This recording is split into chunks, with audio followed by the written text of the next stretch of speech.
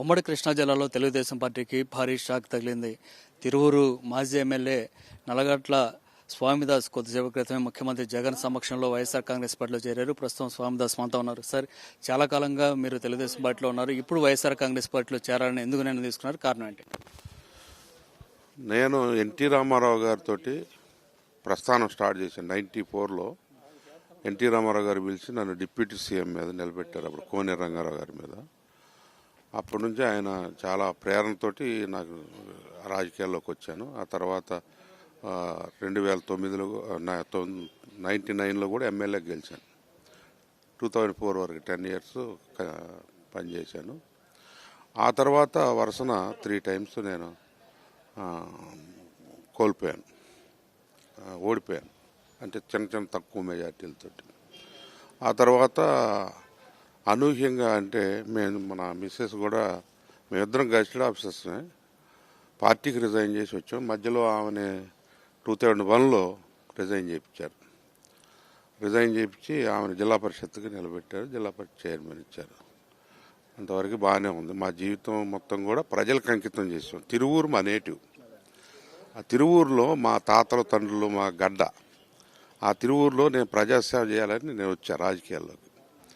నాకు ప్రేరణ అంతా కూడా మామూలుగా మా ప్రజానీకం, పేద ప్రజలు. మేము వచ్చింది దళిత కుటుంబం నుంచి నేపథ్యం. నేను MA political science and MPhil political science Osmania యూనివర్సిటీలో చదివాను. అప్పటి నుంచి కూడా ప్రజాసేవ చేయాలనే ఆలోచనతో ఉన్నాను. అంబేద్కర్ ఐడియాలజీ ప్లస్ ప్రేరణ ఇవన్నిటితోటి ప్రజలతో మమేకమే. దళిత వర్గాలు, పేద వర్గాలు, బడుగు వర్గాలకి వాళ్ళ యొక్క స్థితిగతులు మెరుగు చేయడం కోసం నా వంతు కృషి చేయాలని వచ్చాను. కానీ ఆల్ ఆఫ్ సడన్ నాకు నేను ఎందుకు ఓడిపోతున్నానని నేను అక్కడ సెర్చ్ చేసి సుధారాణి జిల్లా పరిషత్ చైర్మన్ నేను చేశాము. అయినా ఎందుకు ఓడిపోతున్నాం, కారణాలు ఏంటని బాగా ఇద్దరం కలిసి బాగా స్టడీ చేసి ఊర్లు తిరిగి పొద్దున్నుంచి రాత్రి వరకు కూడా మేము గ్రౌండ్ వర్క్ చేసి. ఏం తెలియదు సార్, మీరు ఇంత స్టడీ చేసిన తర్వాత ఎందుకు ఓడిపోతున్నారంటే కారణం ఏం కనిపించింది? కొంతమంది నా మీద పొలిటికల్ మోటివేషన్తో కొన్ని ఎన్నికల్లో బ్యాక్ ట్యాబింగ్ చేశారు. కొన్ని ఊర్లలో వాళ్ళు నాకు కావాలని వాంటెడ్లీ ఇంటెన్షన్ పెట్టుకొని చేశారు. అంటే ఎవరు మీకు సంబంధించిన తెలుగుదేశం పార్టీ కార్యకర్తలు, నాయకులే చేశారు? ఇంకెవరన్నా? తెలుగుదేశం పార్టీ నాయకులు, కార్యకర్తలే చేశారు. నాయకులు, కార్యకర్తలు లేదు. కార్యకర్తలు వాళ్ళు ఎప్పుడు బాగానే ఉన్నారు. నాయకులు చేశారు, అవన్నీ పోటు పొడిచారు, బ్యాక్ స్టాబింగ్. దానివల్ల నేను తక్కువ మార్జిన్తో ఓడిపోయారు. 2 టైమ్స్ అయితే ఒకసారి 265 ఓట్లు, ఒకసారి 1600 ఓట్లు. నెక్స్ట్ మేమెంత కష్టపడి పనిచేసి గెలుస్తాము, ఎదురుగాలి వీస్తున్నటువంటి సమయంలో కూడా గెలుస్తాము అనుకున్న టైంలో నాకు చెప్పకుండా నా కాన్స్టిట్యున్సీ మొత్తం కూడా యునానిమస్గా కోఆర్డినేషన్ కమిటీ రెజల్యూషన్ చేసిన తర్వాత అందరూ వచ్చి 3 రోజులు 4 రోజులు ఉండవల్లి చంద్రబాబు నాయుడు గారి ఇంటికాడ ధర్నాలు చేసిన, కనీసం లోపలికి పిలిచి మాట్లాడకుండా ఆల్ ఆఫ్ సడన్ మా మీద నెత్తి మీద కొవ్వూరు నుంచి జవహర్ గారిని తీసుకొచ్చి నా మీద పోటీ చేయించారు. దాంతో మాకు అసలు చెప్పలేదు. కనీసం మాకు మేము వచ్చిన మోటివ్ ఏంటి, ప్రజలకు సేవ చేయటానికి. సరే మమ్మల్ని ఆఫ్ చేశారు. ఆఫ్ చేసిన తర్వాత కూడా మళ్ళీ ఆయన జవహర్ గారిని రాజమండ్రితో పంపించారు. పంపించిన కానీ నెక్స్ట్ కూడా మాకు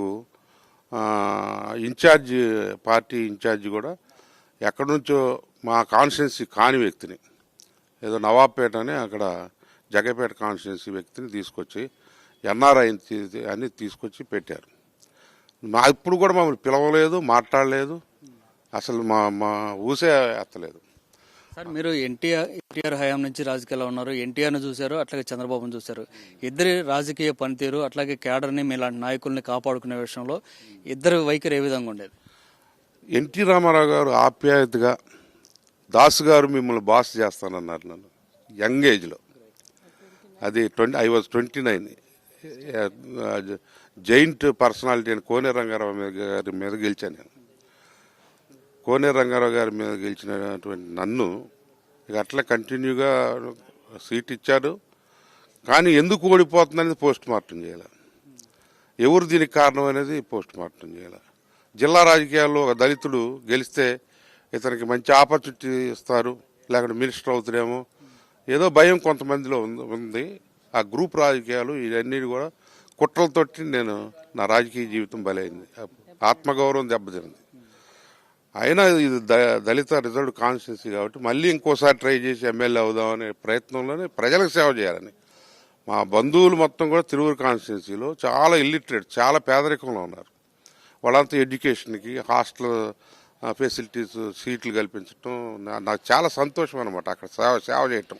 ఎన్టీఆర్ మిమ్మల్ని బాస్ అంటూ మాట్లాడటం లేదంటే ఆ పేరుతో పలకరించారు. మరి చంద్రబాబు ఏ విధంగా చూసేవారు? చంద్రబాబు గారు ఒక్కరోజు కూడా ప్రేమగా పలకరించినటువంటి సందర్భం ఉండదండి. లేదు, అప్పుడు చంద్రబాబు నాయుడు గారి ఎపిసోడ్లో కూడా నేను ప్రక్కనుండి ఆయన గారిని ముఖ్యమంత్రి గారిని చేశాను. ఆ రోజు నుంచి కూడా ఆయనతోటి అనుబంధం ఉంది, కానీ ఎప్పుడు హ్యూమన్ టచ్ లేదు. అయినా కానీ కంటిన్యూ అయ్యాం, బాగానే కంటిన్యూ అయ్యాం. కానీ ఈ మధ్యకాలంలో అసలు మాట్లాడటానికి ఇంటర్వ్యూస్ కూడా ఇవ్వాలి. నేను దాదాపు ఒక 10 రోజులు హైదరాబాద్లో ఉండి ట్రై చేశాను. అప్పుడు ఆయన జైలు నుంచి వచ్చిన తర్వాత చాలా ట్రై చేశాను, కానీ కలవటానికి ఇష్టపడలేదు. మేము భార్యాభర్తలు హైదరాబాద్ వెళ్ళి ఆయన గేట్ ముందు గంటన్నర ఉన్నాం. ఆ పిఎస్లు ఎవరు కూడా మమ్మల్ని కనీసం 30 ఏళ్ళు పార్టీకి సర్వీస్ ఇచ్చారు వీళ్ళు అని చెప్పి కూడా వాళ్ళు మమ్మల్ని లోపలికి ఎంట్రన్స్ ఇవ్వలేదు. చాలా ఇంత సీనియర్ నాయకుడు మీరు కనీసం లోపల కూడా ఎంటర్ గానే ఉన్న పరిస్థితులు తలెత్తినప్పుడు ఏమనిపించేది మీకు? ఇంతకాలం రాజకీయాల్లో ఉన్న మీరు. ఆత్మగౌరవం దెబ్బతిందండి. నా ఆత్మగౌరవం దెబ్బతింది. లోకేష్ గారికి కూడా చాలాసార్లు అప్పీల్ చేయడానికి ప్రయత్నం చేసాం, ఇంటర్వ్యూ ఇవ్వాలి కనీసం. వాళ్ళ పిఎస్లు అందరితో మాట్లాడి కానీ ఇంటర్వ్యూస్ ఇవ్వాలి. ఏదో నా మీద మరి ఏం జరిగిందో అనేది తెలియదు, నా మీద ద్వేషం పెంచుకున్నట్లు అనిపించింది. తర్వాత అక్కడ లోకల్ లీడర్స్ కూడా నా మీద ద్వేషంతో ఉన్నారు.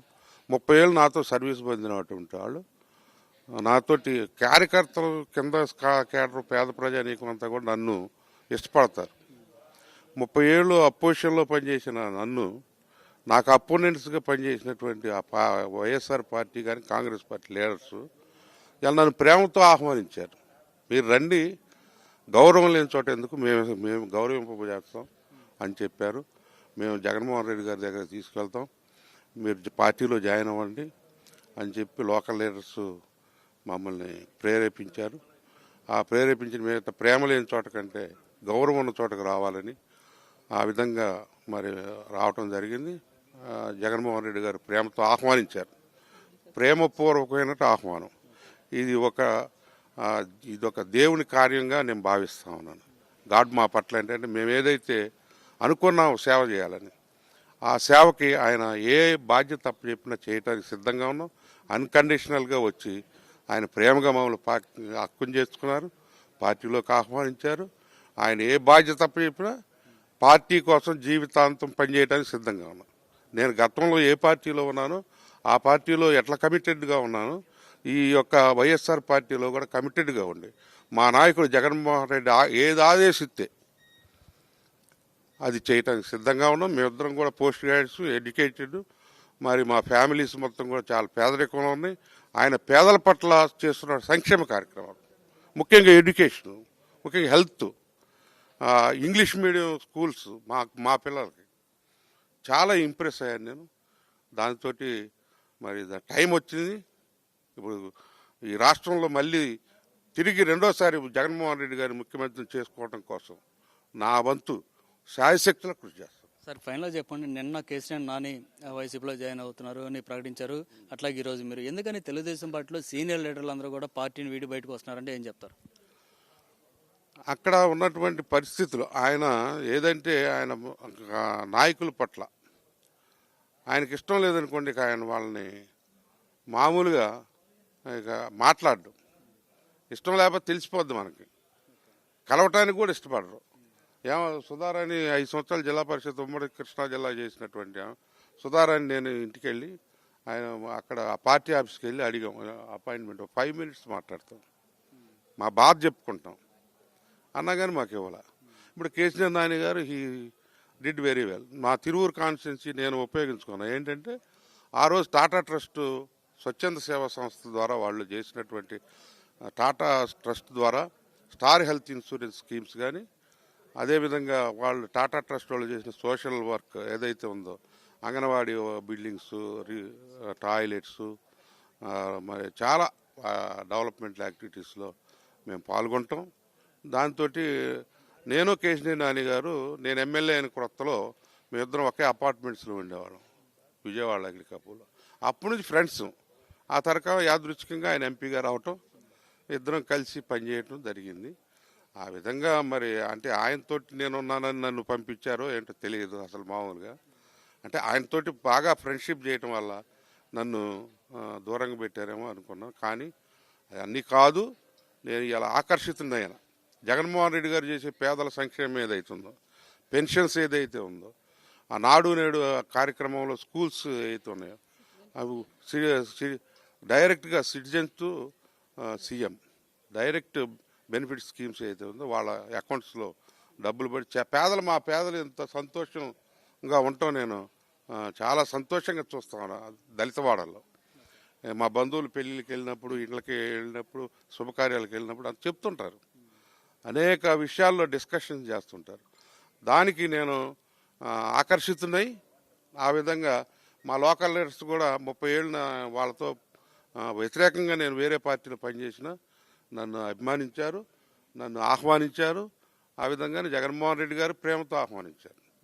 ఇక అంతకంటే హ్యూమన్ టచ్ చాలా సంతోషంగా మమ్మల్ని ఇద్దరిని కూడా ఆయన ఆహ్వానించడం అది శుభపరిణామం. రాబోయే రోజుల్లో దేవుడి అనుగ్రహం వల్ల జగన్మోహన్ రెడ్డి గారు రెండోసారి సీఎం కాబోతున్నారని నేను చెప్తున్నా. సో ఇదే పరిస్థితి తెలుగుదేశం పార్టీలో పనిచేసినా కూడా చంద్రబాబు ఏనాడు కనీసం పలకరించే పరిస్థితి కూడా లేదు. మానవీయత అనేది ఆయన దగ్గర కనపడలేదు. కానీ జగన్మోహన్ రెడ్డి పేదలకు సంక్షేమ అభివృద్ధి చేస్తూ ఆయన దగ్గర మానవత్వం కనిపించింది. ఎంతో ప్రేమ ఆప్యాయతోటి మమ్మల్ని ఆహ్వానించారని స్వామిదాస్ చెప్తున్నారు. అట్లాగే జగన్మోహన్ రెడ్డి ఏదైతే ఆదేశిస్తారో ఆ మేరకు నడుచుకుంటామని ఆయన స్పష్టం చేస్తున్నారు.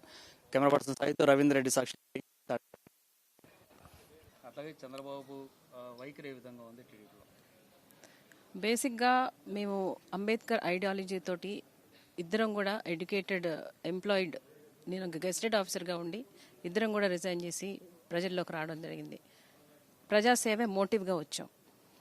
వచ్చిన క్రమంలో పరిణామ క్రమం అంతా స్వామిదాస్ గారు చెప్పారు.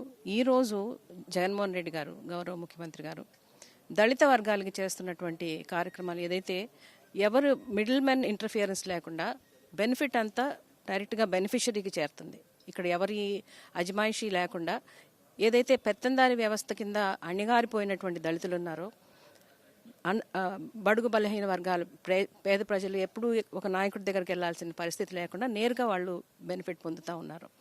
అట్లాగే విద్యా వ్యవస్థలో చూస్తే దళితుల పిల్లలు కూడా ఇంగ్లీష్ మాట్లాడగలగాలి, ఇంటర్నేషనల్గా వాళ్ళకి ఒక ఎక్స్పోజర్కి వెళ్ళాలి అన్న ఉద్దేశంతో ఇంగ్లీష్ లాంగ్వేజ్ని వాళ్ళకి టీచ్ చేయాలి. హైయెస్ట్ లెవెల్ ఆఫ్ ఎప్పుడైనా కానీ అభివృద్ధి అనేది చదువుతోటే వస్తుంది, ఎడ్యుకేషన్ తోటే వస్తుంది. దాన్ని గ్రహించినటువంటి గౌరవ ముఖ్యమంత్రి గారు వారికి ఆ విధమైన క్వాలిటీ ఎడ్యుకేషన్ ఇవ్వడానికి చేస్తున్నటువంటి ప్రయత్నాలు కానీ, ఈ విధమైన క్రమంగా మేము ఏదైతే దళిత వర్గాల నుంచి వచ్చే ఆ డిఫరెన్స్ ఏదైతే గ్రామాల్లో గమనిస్తున్నామో, మంచి పని జరుగుతుంది, మంచి జరుగుతుందన్న ఉద్దేశాన్ని బట్టి ఆకర్షితులై మేము రావడం జరిగింది.